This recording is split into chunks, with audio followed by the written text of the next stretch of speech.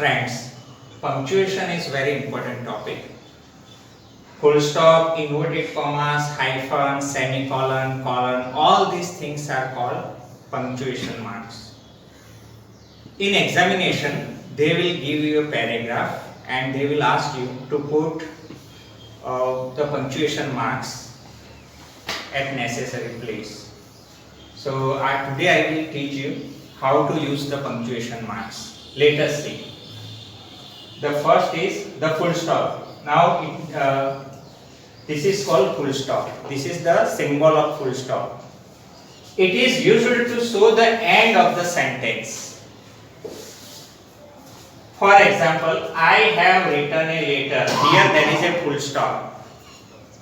So when you complete any sentence, after that you have to put the full stop. I hope you understand. For example, I sing a song. I sing a song. When you complete the sentence, after then you have to put full stop. Number 2, the inverted commas. This is the symbol of inverted commas. It is used to show the exact words of a speaker. Speaker means that person who is speaking. Example, Hari said. Here you can see inverted commas. We are free. We are free. This is the exact sentence spoken by Hari. So inverted commas are used in this way. Number 3, the hyphen. It is a shorter line than the dash. You are familiar with the dash, but hyphen is shorter in the size. It is used to connect the parts of a compound word. Example, home hyphen made. Generally we use this type of words, homemade. So home hyphen made. Air condition. So air hyphen condition. Conditioner. So in this way we can use the hyphen. The dash. Here also you can see the line, but this line is bigger than the hyphen. It is called dash. It is used to show a sudden stop in speaker's thought and the introduction of another thought.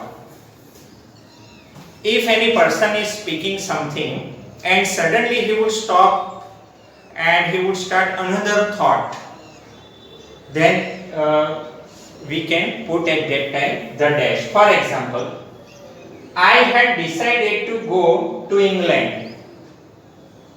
This is one sentence, and after that suddenly there is dash and the speaker started another thought, another idea. But why should I dream and make a castle in the air? So in this way you can use the dash. The apostrophe. This is the symbol of apostrophe. It is used to show possessive case. Example, this is my uncle's car. So uncle's car, this symbol is called the apostrophe. This is my friend's notebook. So friends, so there also we can use apostrophe. I hope you understand, it is very easy. The ellipsis. You can see here dot dot dot, so many dots. It is called ellipsis. It is used to show that a word or words have been omitted. Example, the boy played with the cats and dogs. After that dot dot dot dot, so many dots. The sentence seems incomplete. So it is called ellipsis. I am giving another example. If you not do the homework, then I will. After that dot dot dot. It is called ellipsis. The writer or the poet sometimes use ellipsis to create some effect on reader's mind.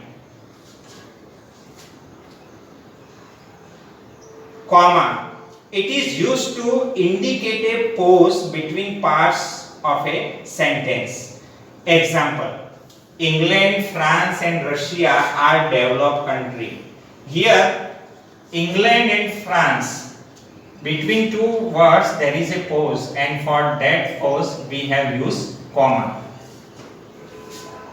The semicolon, this is the symbol of semicolon. It is used to show much importance than comma. For example, we shall complete tournament. Here you can see the symbol. We shall complete tournament. We shall win the prize. Here you can also use comma, but if you want to give more importance to the sentence, then you can use semicolon. The colon. This is the symbol of colon. It is used to give an example and to explain a statement.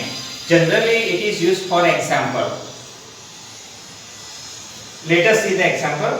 The major types of diseases are, now you can see the symbol of colon here. Malaria, typhoid, corona. So here there is the symbol of the colon, and after then there are the examples of different diseases. So students, in this way you can put the punctuation marks where it is necessary. I hope that you understand properly. Okay, thank you.